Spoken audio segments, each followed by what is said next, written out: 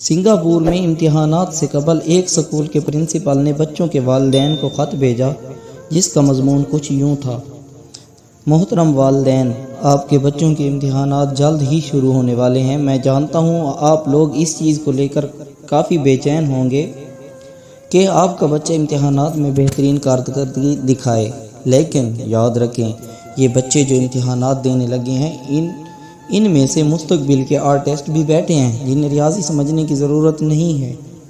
اس میں بڑی بڑی کمپنیوں کے ترجمان بھی ہوں گے جنہیں انگلش، ادب اور ہسٹری سمجھنے کی ضرورت نہیں۔ ان بچوں میں مستقبل کے ادیب بھی بیٹھے ہوں گے جن کے لیے کیمسٹری کے کم مارکس کوئی معنی نہیں رکھے۔ ان سے ان کے مستقبل پر کوئی اثر نہیں پڑنے والا۔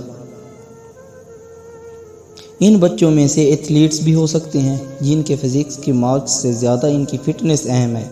لہٰذا اگر آپ کا بچہ زیادہ مارکس لاتا ہے تو بہت خوب، لیکن اگر وہ زیادہ مارکس نہیں لا سکا تو خدا را اس کی خود اعتمادی اور اس کی عظمت اس بچے سے نہ چھین لیجیے گا۔